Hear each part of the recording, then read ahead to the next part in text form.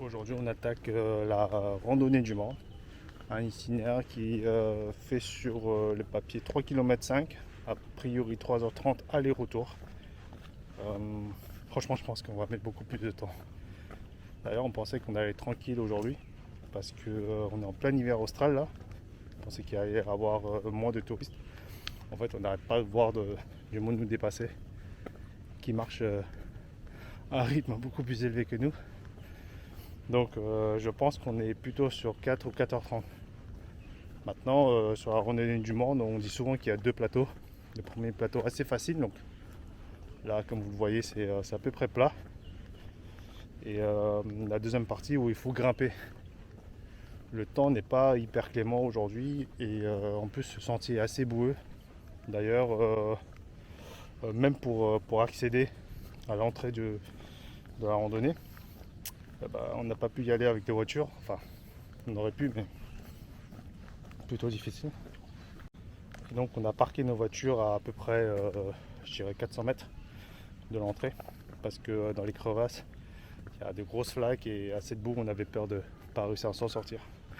Bref, on va faire cette rando et puis on va vous montrer des images au fur et à mesure. Et on vous dira à la fin combien de temps on a pris. Petit point historique concernant le Mont Brabant, donc qui est bien plus qu'un sommet à gravir, hein, c'est surtout un symbole de l'esclavagisme, une montagne classée au patrimoine mondial de l'UNESCO. Pourquoi? Tout simplement parce qu'au 19e siècle, les esclaves qui étaient en fuite allaient se réfugier sur cette montagne pour échapper à leur maître. Et donc, ils y ont vécu cachés dans des conditions assez extrêmes. Et en 1835, quand l'abolition de l'esclavage est proclamée, un groupe de soldats est monté jusqu'au sommet pour leur annoncer la bonne nouvelle. Malheureusement, ils ont mal interprété les intentions de ce groupe de soldats et croyant à une arrestation, plusieurs esclaves se seraient jetés dans le vide. Et donc aujourd'hui, il y a une grande croix en acier en haut de la montagne qui domine donc l'un des plus beaux panoramas de l'île, qui est là pour leur rendre hommage. Premier stop pour le premier point de vue. Et en fait, on se retrouve juste au-dessus comment ça s'appelle, de l'endroit où on pratique le kitesurf. Donc on voit le grand lagon ainsi que la plage. C'est magnifique. Et là, on va avoir une bifurcation, donc on va continuer pour essayer de trouver un autre point de vue. Quelques mètres plus loin, on a donc le choix de partir soit à gauche pour rejoindre rapidement le sentier qui vous mène au sommet de la montagne, soit par la droite, un sentier bien plus tranquille mais qui mène à une vue plus dégagée mais surtout spectaculaire de la côte sud-ouest de l'île.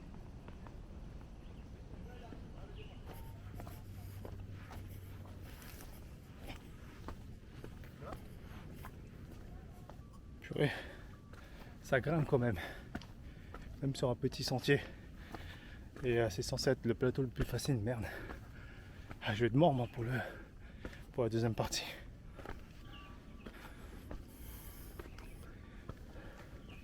Nous voici arrivés sur un point dégagé où on voit toute la pointe du monde, toujours avec sa plage de kitesurfer un peu au loin.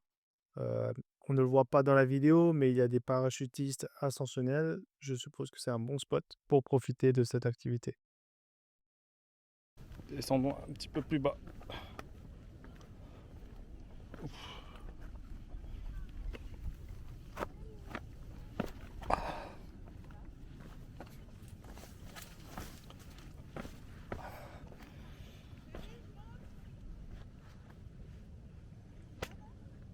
Arrivé au bout du bout de ce point de vue, je ne sais pas si c'est le premier plateau, en tout cas je suis là et j'ai une vue à 180 degrés du paysage. Regardez comment c'est magnifique.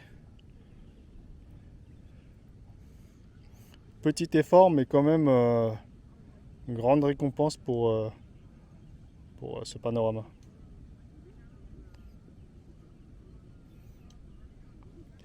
Ça mériterait vraiment qu'on revienne lorsqu'il fera plus beau. Parce que là aujourd'hui c'est vraiment ultra nuageux, c'est vraiment dommage. Mais bon, au moins on a fait un peu trop pérage.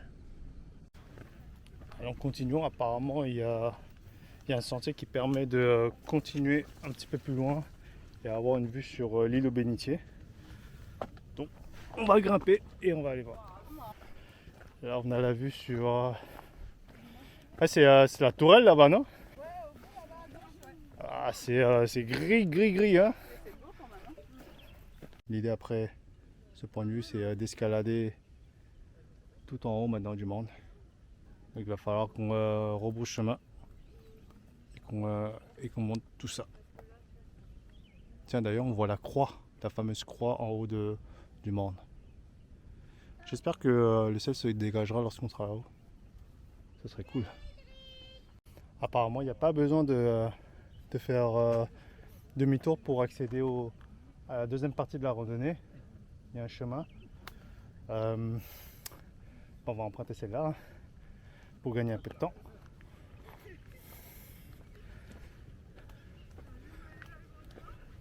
Mauvaise nouvelle, le temps se gâte, il commence à pleuvoir. On a juste pu faire un petit plan 360, mais on peut pas aller là-haut parce que là ça grimpe fort et la pluie qui arrive de Tamarin, je pense que ça va être glissant. Bon, c'est décidé, on ne grimpe pas, mais on va quand même aller voir le début de la montée, juste pour avoir une idée à quoi ça ressemble pour la prochaine fois. Si c'est difficile, très difficile ou pas. En tout cas, voilà, on va pas aller au sommet parce que je pense qu'on va pas voir grand chose en plus avec la pluie qui arrive. Ça va pas être agréable. Bon, après, oui, c'est à partir de là que ça se corse. Et franchement, depuis tout à l'heure, les pierres sont un tout petit peu mouillées, mes chaussures sont mouillées, je glisse, donc je pense que c'est une bonne décision qu'on a prise. La vue reste quand même magnifique.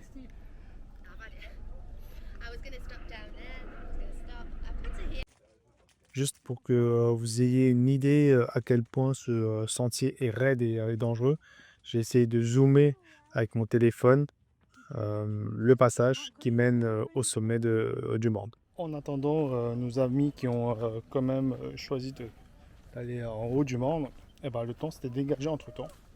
Et voici les mêmes scènes, mais avec le soleil.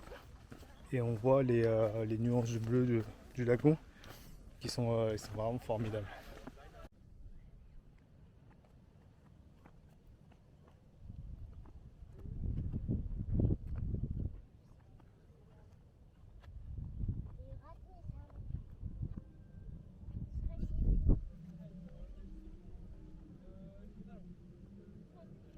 On aimerait délivrer un message pour terminer cette vidéo.